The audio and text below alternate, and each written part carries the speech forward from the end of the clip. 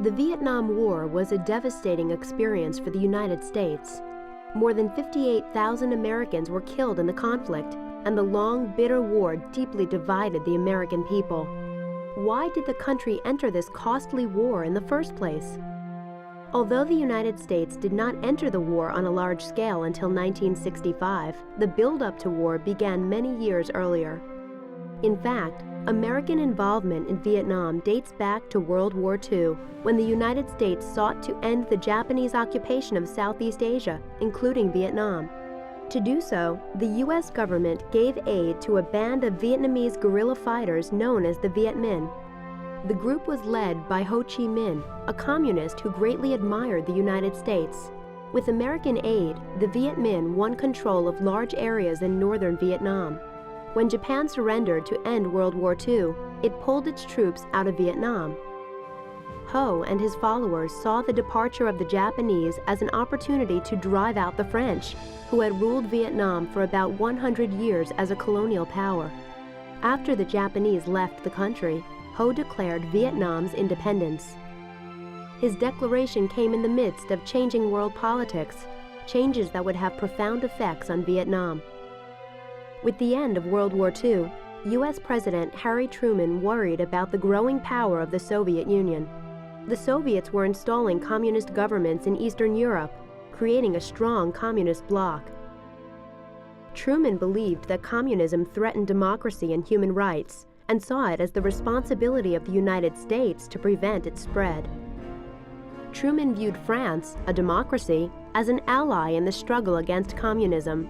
France, in turn, wanted to regain control of its colonies in Southeast Asia. That is why, when Ho Chi Minh asked the United States to help Vietnam, Truman never responded to his letters. Ho turned to fellow communists for support instead. Then, in 1949, Communist Mao Zedong took control of China. The change renewed American attention on Asia and increased American worries about communism in Vietnam. Back in Vietnam, France was busy fighting the Viet Minh to regain control of its former colony. Both China and the Soviet Union were supporting Ho's forces. To prevent Vietnam from falling into communist hands, the United States pledged economic and military support to the French. In 1953, Dwight D. Eisenhower became president. He and his advisors worried that if Vietnam turned communist, the rest of Southeast Asia would follow in turn. This idea, called the domino theory, would shape American actions in Vietnam for years to come. Then, in 1954, the French lost the vital battle of Dien Bien Phu. Weary of war, they prepared to withdraw from Vietnam. By international agreement, Vietnam was divided in half at the 17th parallel.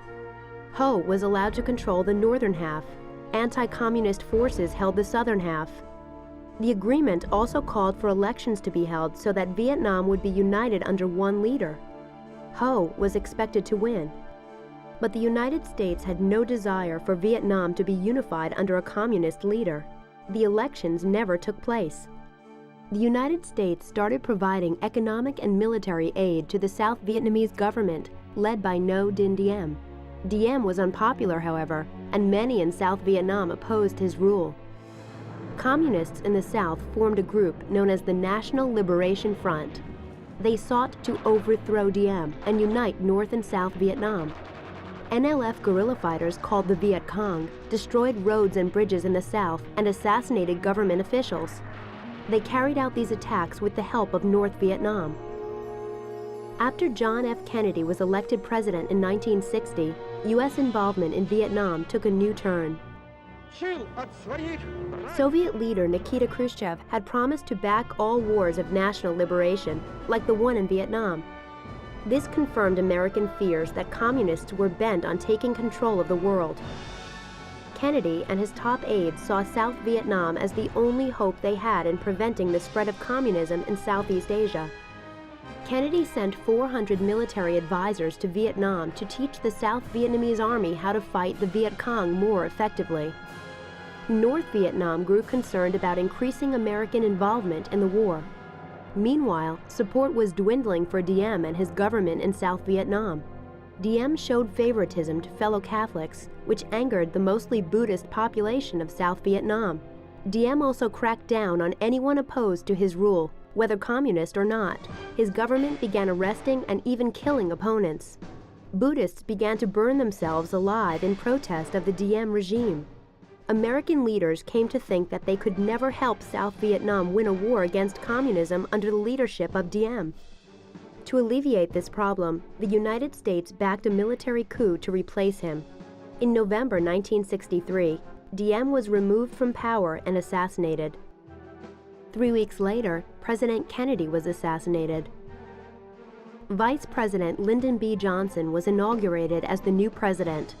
Johnson was a firm believer in the domino theory and did not want to be the president who let Southeast Asia fall to the communists.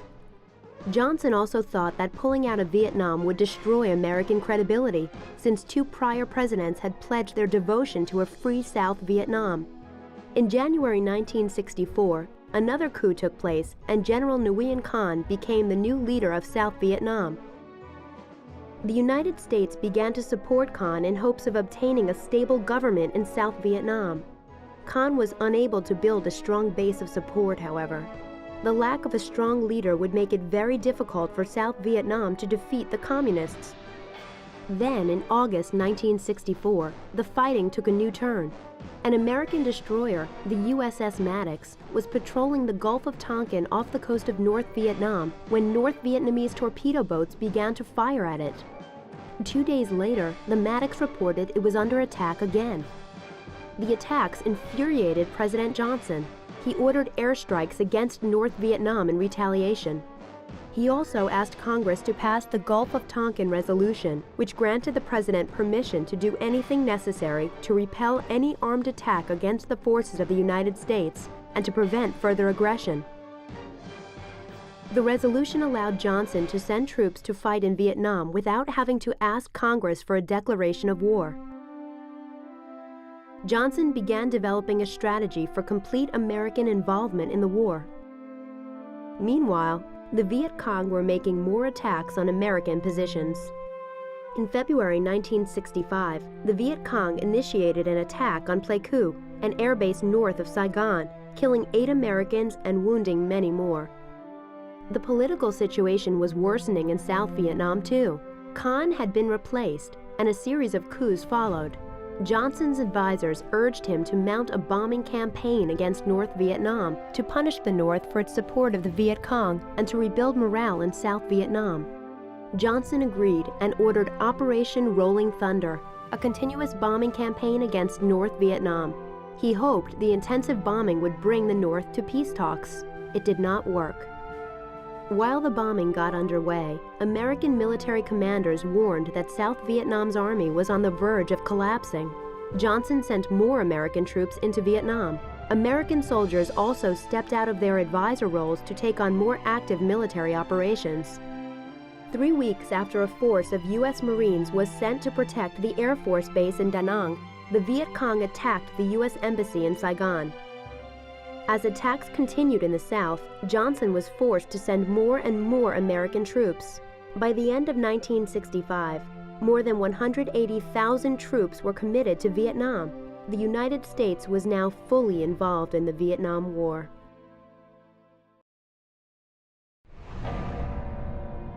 Why did the United States decide to get involved in Vietnam? How did American involvement in Vietnam reflect a wider struggle between the United States and the Soviet Union?